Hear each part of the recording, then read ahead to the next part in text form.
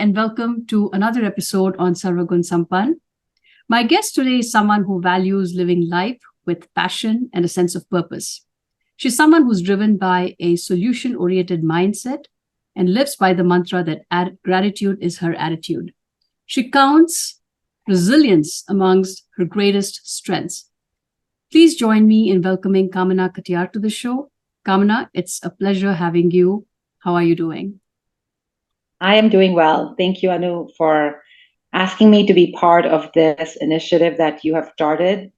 Like everything, you have wonderful ideas that you take to the next level of fruition. So thank you so much. And I just want to appreciate what a wonderful idea this is in sharing our stories and in a way to carry those stories forward and folks to realize that, hey, their stories might not be that different. So thank you. Pleasure is all mine. And yes, you said it, that's the whole idea. We don't need to look to celebrities for inspiration and even for role models. We've got plenty of them amongst us, and it's about time we shine light on their lives and their stories. So once again, thank you so much for coming. We'll get started with our first segment, which is all about your childhood. It's called Bachpan Ke Din, and the name says it all. So let's go back in time with you and hear it all out. Sounds good. Yeah. So, when I hear Bachpan Ke Din, the first word that comes to my mind is nostalgic, right? It's just the most carefree, wonderful days with the fondest of memories. And I've had a very interesting start to my childhood in terms of we moved quite a bit. So that was just inherently part of my DNA, I would like to say it.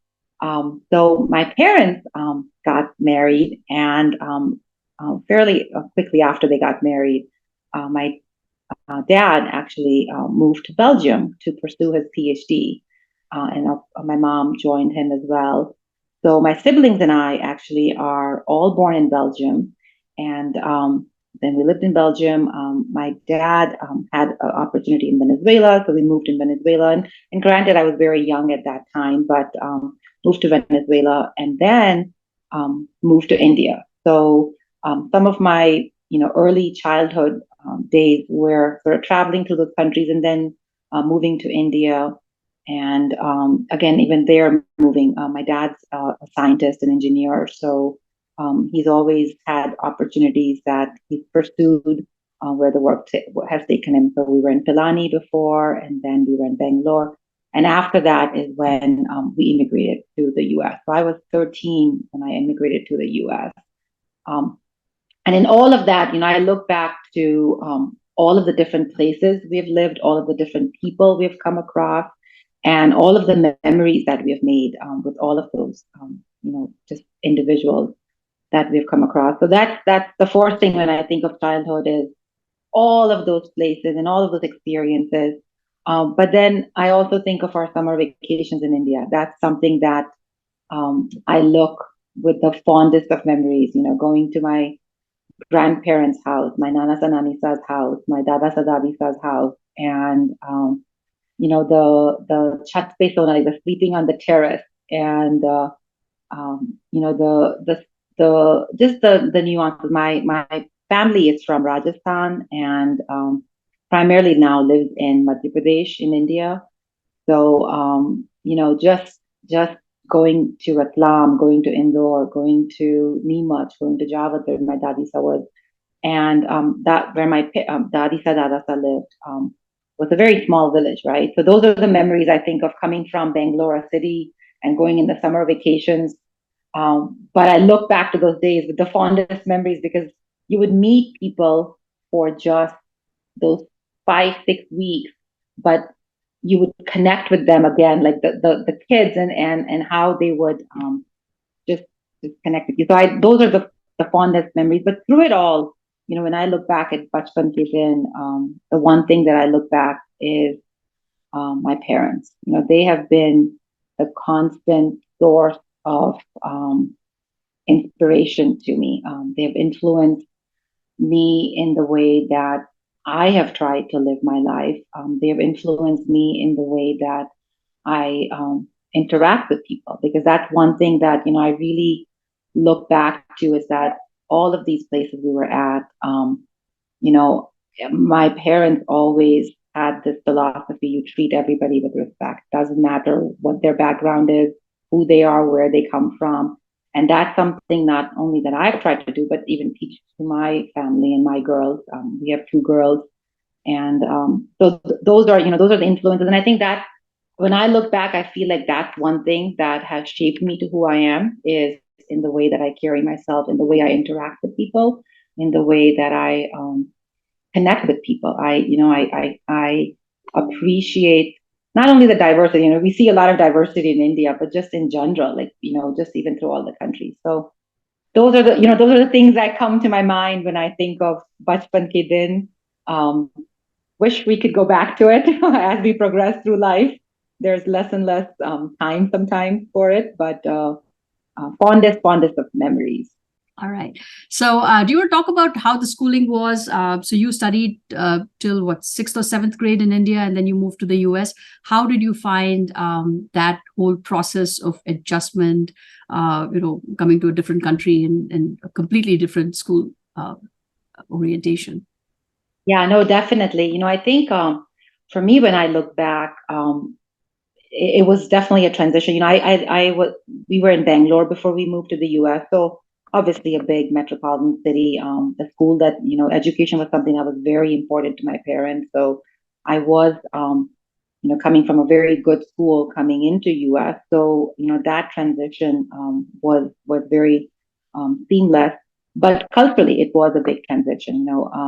Even though my parents have been always very forward in terms of access that we had, even in India, the opportunities we had, coming to America, coming to US, coming to a high school, was a transition. And I'll share a couple of stories that, again, culturally, I think it comes very naturally to us. But when you come to a new place, it's a big transition. So I started high school. So I was 13 when I moved here, started my high school. And in India, when you answer a question to a teacher, you're just trained to just stand up like that, just without even thinking. It's just muscle memory. You just stand up. And I still remember in the summer, I'd made some friends where we were living, and I was in class that fourth or second day, and I would answer a question, and I would just instinctively stand up, and the person behind me would tap me on my shoulder and like, "What are you doing?" And I'm like, standing up. And but again, that those are the silly things, but those are the transitions that I look back to. But overall, I think the one thing that I found was I was fortunate. My high school was very good. High school can be a little difficult at times, but the students and the kids were very receptive. So my oldest sibling actually stayed back in India. So it was just Papa, Mummy, and my middle brother and I who moved to the US. So my brother and I started high school together. He was a senior, I was a freshman. And really, the kids were very welcoming. This was 1990, and didn't ever feel that, hey, we're odd in that transition. So I think that made for a beautiful memory from that perspective, because I didn't run into any of those high school things that sometimes might be cliche that you think of. But there were these cultural things of how we talk to teachers, how we interact, that were different than what growing up in India was. So that transition was definitely unique. Unique in terms of the what I found was all of the clubs and all of those things, all of those opportunities that I had. That was wonderful, because it was just literally, I felt like it was a whole worldwide, open access to whatever I wanted to pursue. Those opportunities, there were no,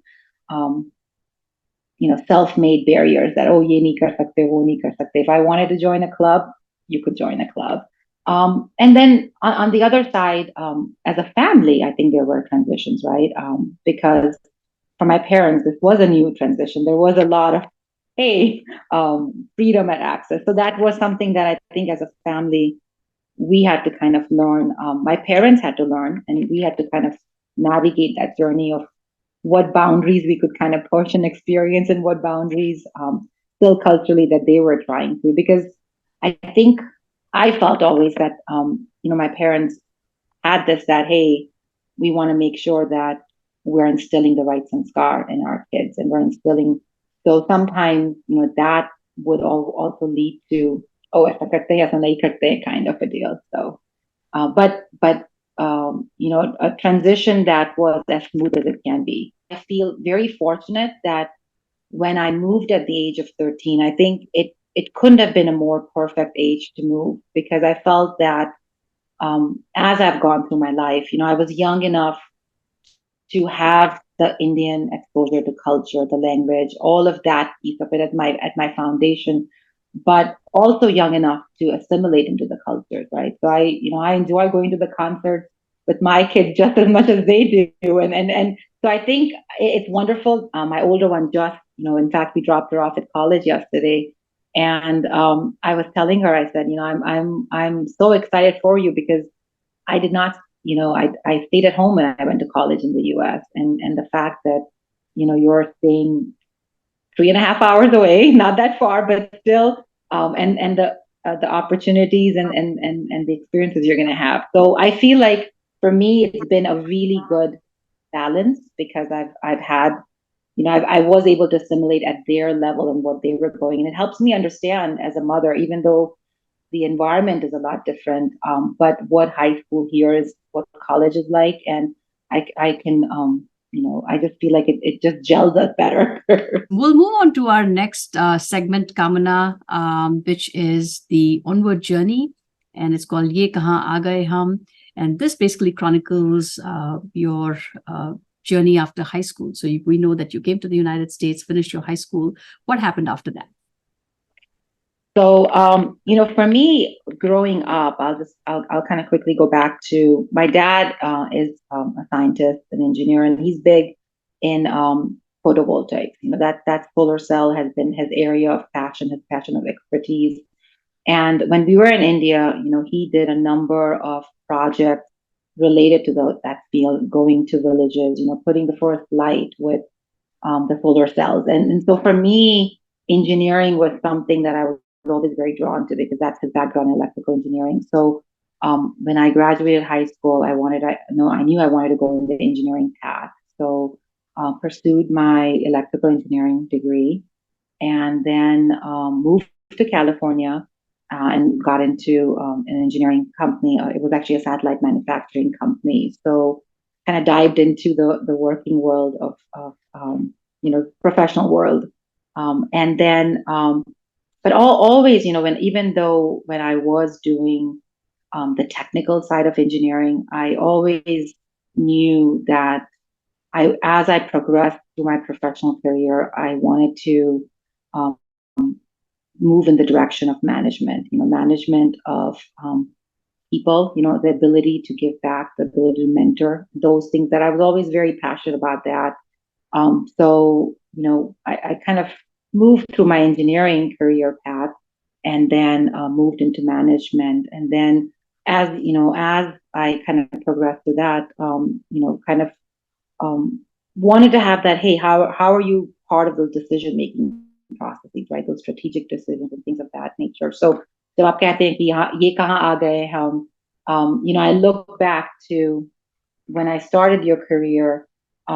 You have to be flexible to be able to pivot, because you don't know what's going to come at you as you move through your career. But you also have to have the ability of knowing what you want out of your career. So that was something that I tried to be very clear, like have the clarity as much as I could, right? With age, you experience as well, but at that time, have that clarity of how I wanted my career to progress, and what opportunities I would either seek or try to carve for myself to make that happen. And I know you have a segment that kind of more focuses on from a career perspective, but those are the things that I really commend you, because these are the conversations that we're having. We're having that hopefully will inspire, motivate somebody, or say, hey, this is something that I can pull something away from. So definitely, ye kahan aa gaye hum. But with the same token of the professional side, there's the personal side that is very, very important to me, and creating that balance of family and what you're cultivating for the next generation. I often say my role as a parent, I take very seriously, and as a spouse, as what we're building with my husband, I take that very. So it's striking that balance on the personal and the professional side. So for me personally, um, I love having those family moments, creating those family moments, and making sure that I can strike that balance. To make sure that both sides of my life are balanced and are fulfilling me as a person. One other thing I will share is Ye Kahan Aa Gaye Hum is, I met my husband when I was at college. And it was a love marriage, as you say. And that's something that I feel like having us go through that journey has been also a very a journey that's grown me as a person.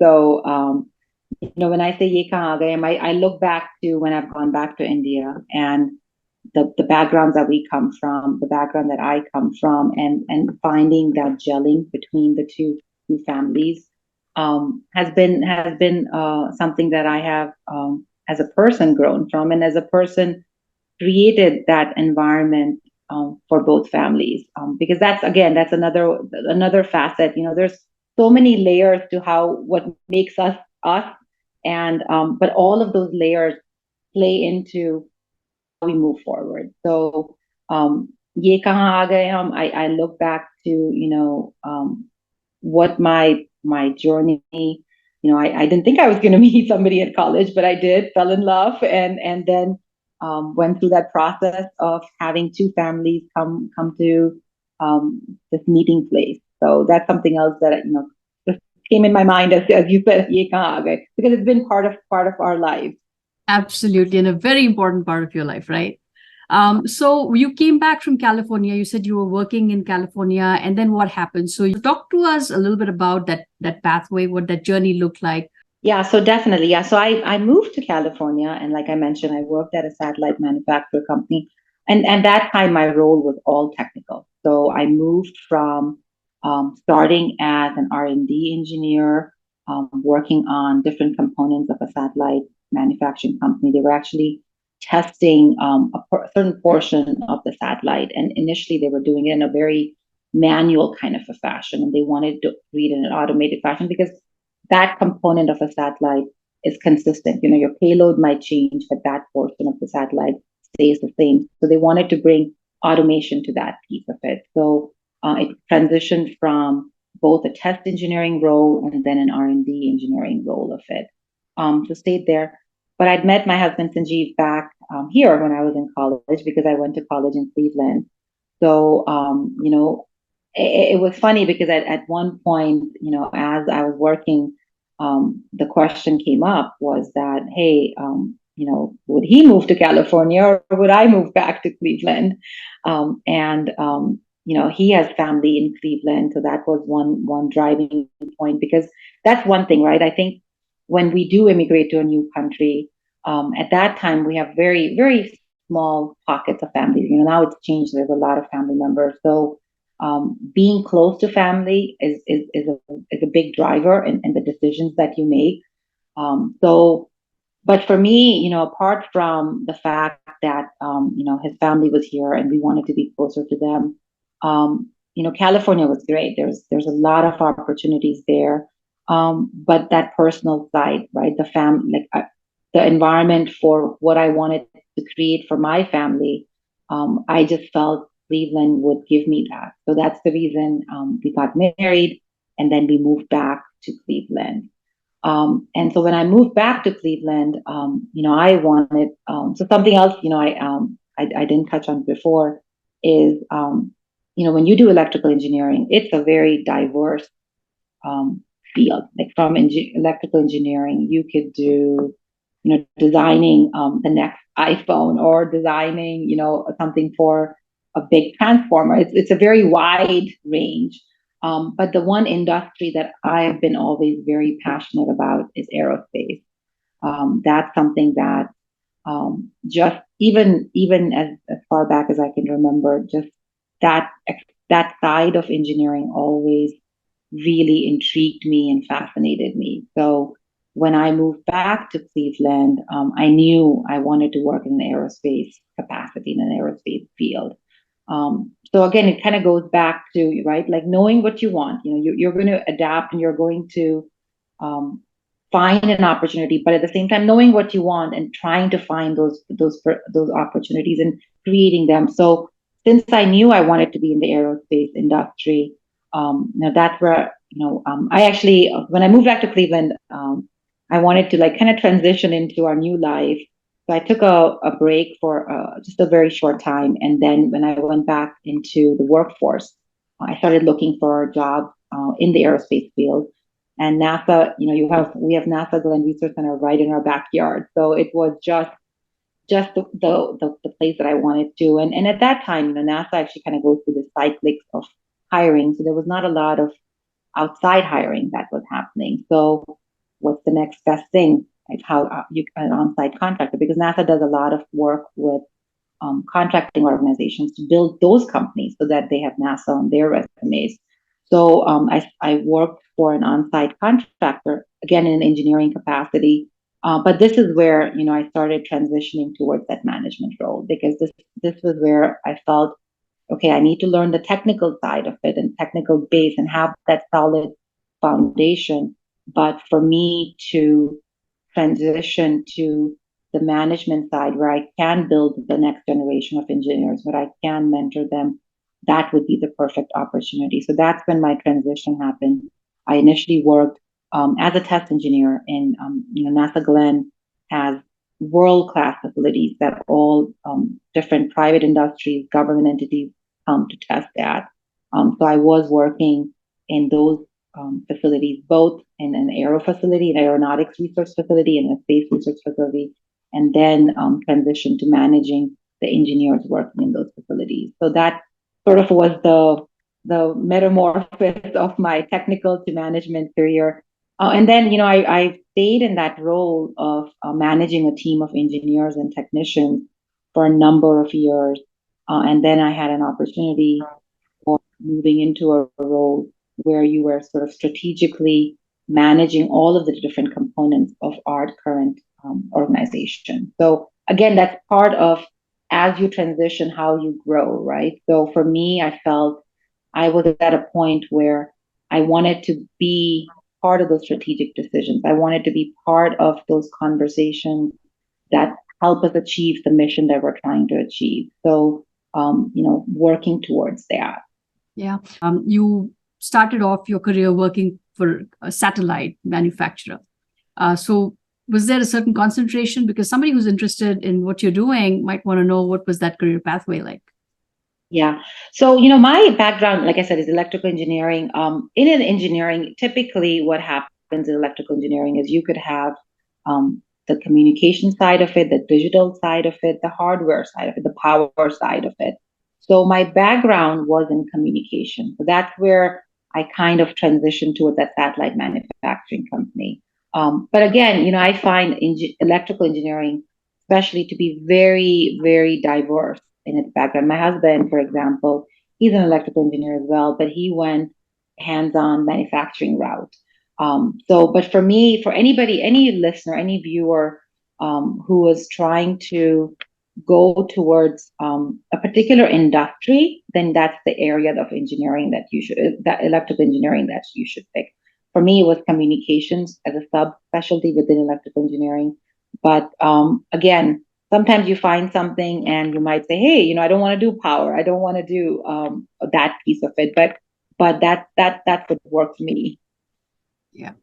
No, that's definitely solid advice. So awesome. Anything else that you want to talk about in Ye Kahan Gaye Hum? I think that you've kind of given us some great information about your career choices and also how you're trying to balance your work and your personal life. So anything else that comes to mind before we move on to our next segment?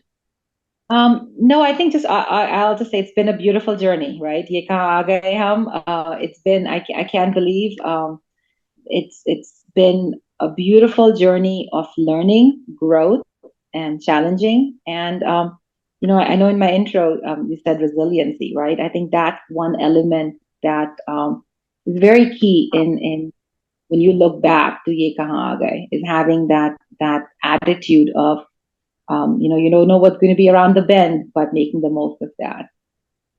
That's a fine attitude to have, Kamana, for sure. All right. So ready to move on to Sure. the next segment? All right. This is Kam Ki Baat. And here, please talk to us about what you do in your current role. You are in management, so you're working very closely with people. What are some challenges that you observe? And I'm also going to talk to you specifically about STEM and the role of women. But before that, let's talk about what you do, how you do it, and really, anything that can help our audience, especially those that are trying to figure out, choosing a field, and those that are in the field and trying to figure out next steps. Okay. Yeah, so my current role is, I've kind of stepped away from the direct management of personnel, and I'm more in the management and the integration piece of it. So what my current role is, I'm working to ensure that all of those organizations have the ability, not only from a budgetary perspective, but then also from a personnel perspective, to support the mission and perform the mission. So, in simplistic way, it's an integration role. It's a management integration role of ensuring that we can perform the mission. But then it's also not just a short-sighted, right? That we're looking at budget cycles that are immediate, but we're also looking at strategically, how do we make sure that we are strategically positioned for the mission ahead of us. So that's where my role comes in, is ensuring that we have the resources, personnel, budgetary, and the vision to make sure that we can accomplish the future missions. So I know that's very technical, but that's very specific to from my role perspective. Yeah. And you touched on STEM, right? So STEM at the heart of it, right? Even though right now, sometimes I joke that Excel has become my new best friend these days, or project has become my new best friend these days. But from a STEM perspective, it's very important to understand those technical requirements, how something is built, what are the challenges, But at the foundation of it is, it's very key to know the technical side of it, right? Whenever you are strategically making decisions, you don't have to know all the nitty-gritty details of something, but it's important to have that technical understanding, so you're positioning yourself to ask the right questions, right? So, for example, right now, something that, after the pandemic, what a lot of industries are running into is lead time of issues and lead time of product. So again, that's something that, hey, it's something that you have to start factoring into any decision that you're making. If on paper, strategically, you want to accomplish something, and there might be some key components, especially in our aerospace industry, there's a lot of collaboration that occurs. So it's gotten very important to make sure that those factors are factored in. But from a STEM perspective, I think I always say this. For me, STEM has been a very fulfilling field. Something, my mind from an analytical perspective, it really titillates my mind from that perspective. The representation is still not where I would want it to be. I remember when I was in college, we had, from a percentage perspective, probably less than 5% of students were women. So it's still a very male-dominated. That percentage has trended in a higher percentage direction, but frankly, I don't think it's where it needs to be or it should be. So, and that's part of the reason, when I said from a management perspective, I wanted to be in that phase where I could mentor, I could give those opportunities, I could make sure that if people had self induced limitations that they were creating, to say, hey, no, this opportunity, you can pursue this opportunity. So, STEM, I think is, I've said this before, I think it's very rewarding if you are, but at the same time, it should not be intimidating. It's just because you don't see the representation. And that's why, it goes back to what I said earlier. Having this conversation is so important and so key, because there might be somebody who might have that mindset and might say, oh, really, do I want to pursue this? And it's no, it is. You can make a place for yourself, and there is a place for yourself. Yeah. And I think we've been able to definitely make progress when it comes to, women in STEM areas and STEM fields. There's that percentage is definitely increased, but it's happening at the entry level, right? We're looking at the mid to senior level roles where the percentage is still in single digits. And then for women to come into positions such as yours is going to be even more difficult, because there's just so many hurdles that women have to jump from the time they start in the field to the time they get to the middle management, mid-level roles. So talk to me a little bit about what can be done to rectify that. What are some of the things that you are doing on your end? And there's no pressure to talk about what your organization's doing if that information is something that you'd rather not share. But just from what you have observed being in this area, what are some suggestions or some recommendations that you have? So, I will say that I'm fortunate that I work in an organization that is very open and receptive to having and striking that balance. So, I'm fortunate that I work with an organization where an effort is made, a sincere effort is made if you have, the right skill set, and those opportunities are available. But what I would say is, I think what is important is two things. One is not shying away from opportunities. I feel like I have been able to be where I am at is because I have not been shy to, walk away from that uncomfortable areas. Like I've always, I know this, again, it sounds cliched, but the most growth happens when you are uncomfortable. The most growth happens when you say, hey, I don't know it, but I'm going to figure it out and I'm going to do it. And, that's been for me, one thing that has been very helpful in building my network, in building a place in terms of what I can contribute, what I can bring to the team.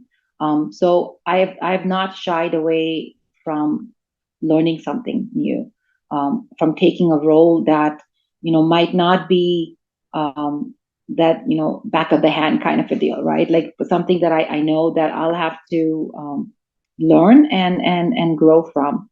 And then the second thing I would say, when you say especially, and this is more from the woman's side of it, is keep your focus on what you want to do. I think that's very important as women, especially I have found, right, as you move through the career path, sometimes you will contribute something that might kind of get brushed off, or the naysayers might say, oh, you've gotten this because you're a woman, kind of a deal. And what I've always said, in electrical engineering terms, where you got to take the noise out. You got to take that noise, and you have to filter it out and keep your focus on what you want to focus on, because you're always going to have people, not just in a professional environment, even personally, you're going to have people. But you have to stay true to what you are as an individual. And as women, I know sometimes it might seem unfair that why do I have to work twice as hard? I don't want to have these brushstroke statements, but it feels that sometimes you're working twice as hard. Sometimes you're proving yourself, right? Like that maybe self-induced, but that, hey, if I have have a misstep of some sort. But you have to keep your focus. You have to keep your focus and keep the noise out of it. If you sort of separate the noise from what you want to do. One other thing I would add is mentorship. That's again a very key and important, right, role as women are trying to move up, not just from entry level or mid level, is finding a mentor and reaching out to that mentor and having those conversations and creating that network piece of it. I'll share this instance. Recently, I was profiled, as part of the Asian American Heritage Month, and they were trying to, highlight women and men in terms of, with the Asian heritage, but also that, hey, it's not just this technical field. You're sitting in your desk. There's a facet to your personality and making it sort of more approachable. And one of the interns saw the video, reached out to me and said, "Hey, can I have a coffee chat with you? I just really want to, connect with you, learn from your experience." And something that was a 30-minute coffee chat ended up being an hour-long coffee chat. But in that hour, just the conversation that we had, her taking that step, her reaching out and saying, "Hey, I don't know if you have the time or not, but can I connect with you?" was so valuable both ways. I learned from her what's going on with the internship program. I learned from her what colleges are doing, kids are doing in colleges, but more so to give back and share that. So again, there are opportunities that you can carve out for yourself. So don't be shy about that. That's the one thing that I would tell especially the women viewers, that don't hold yourself back with walls that you might put in your mind yourself. No, and that is very helpful, because I think that is the biggest problem that a lot of individuals, and I'm not just saying it's women, it could be men as well, right, that get into technical fields, and especially if they are shy, they are of an introvert kind of nature, they struggle to, they probably have a voice, they just need to find a platform, they just need an opportunity to voice themselves. And I think that's where the issue comes. And if, unfortunately, there are organizational politics and you have all kinds of things playing out, it just shuns them further into a corner.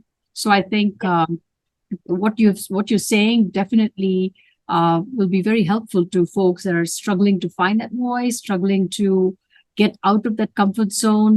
What would it take to find that courage? What does it take for someone that's very quiet, technically very competent, to take that next step? Because I think it's easier said for many individuals than done. And we're really stepping out of that comfort zone big time. So what are your suggestions? Yeah, what I look back to, I early on when I was managing personnel, you have a diverse team, right, with different skill set levels. And you have, like you said, you hit it.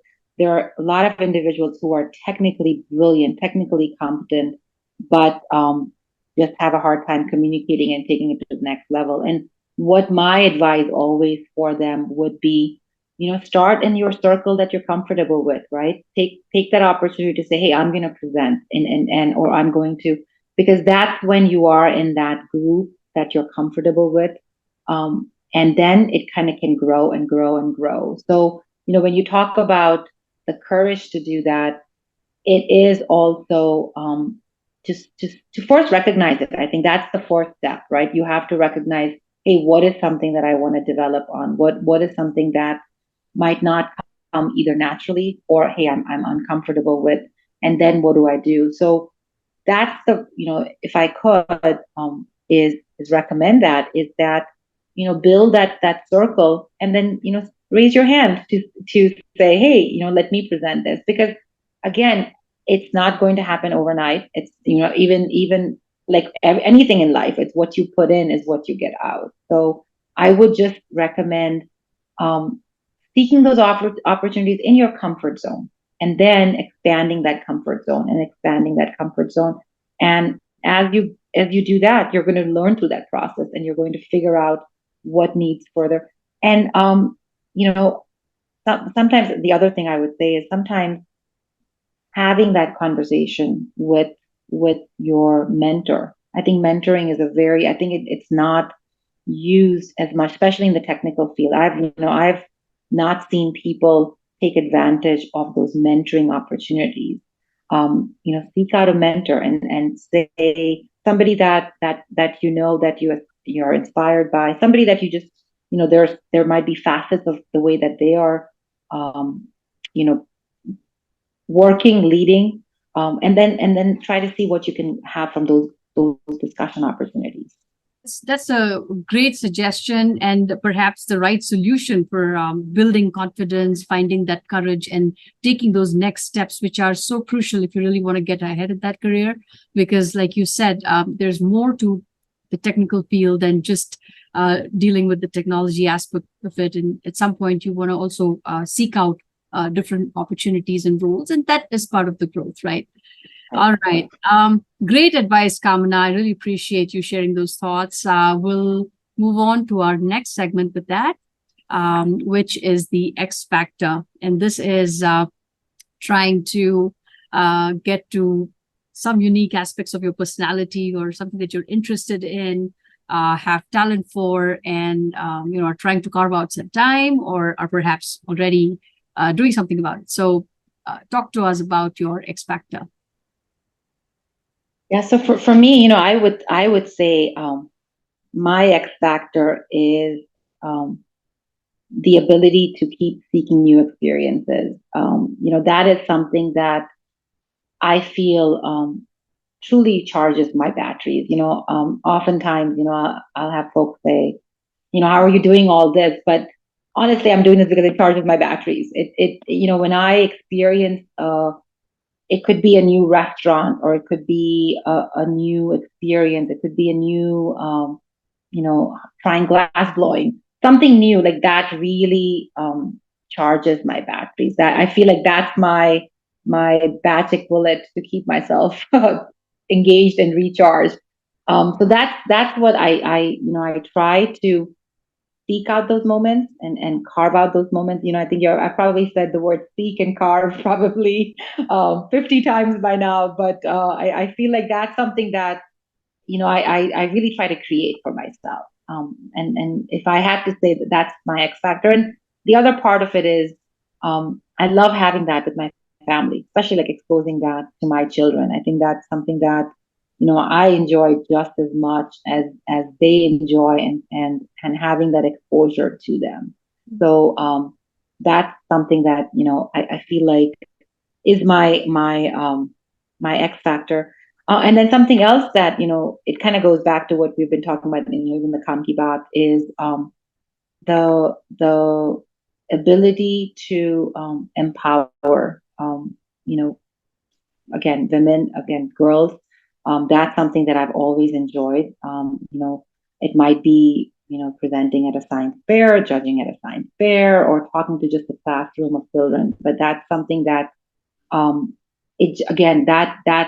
charges my batteries. When I do things like that, it just makes me so much more fulfilled and so much more grateful for what I can give back and what I can contribute back, and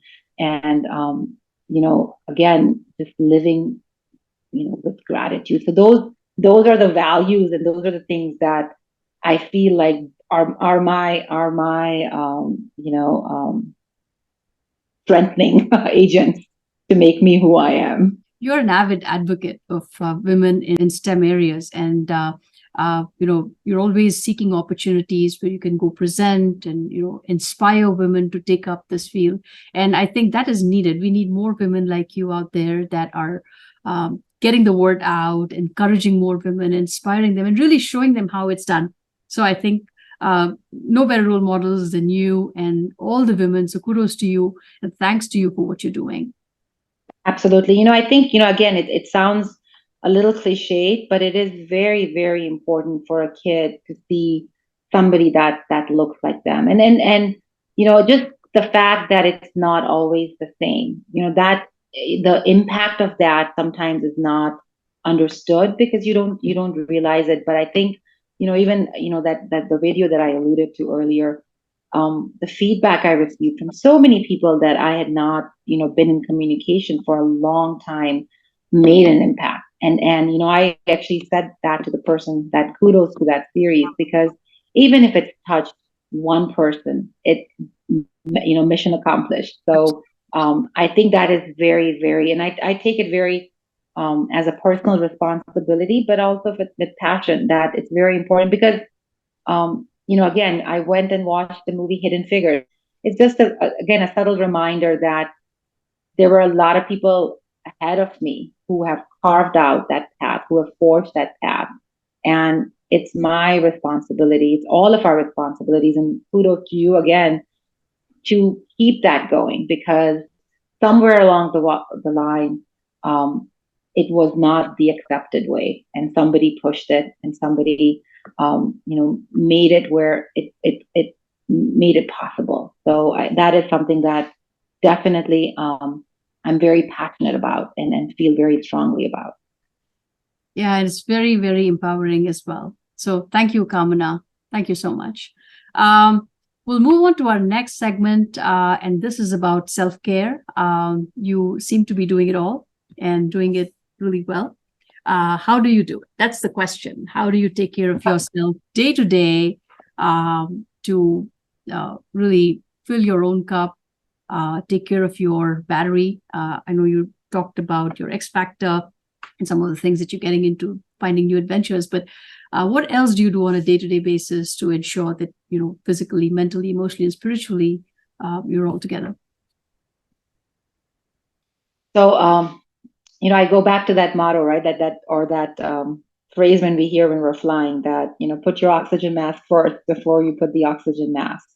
And, when we say self-care, I think that's the fourth element that, for you to be mindful, be present with your family, you have to make sure that you're taking care. And I know, I'm not there 100%. I think sometimes, we're all stretched in a lot of different directions and we're trying to juggle it all.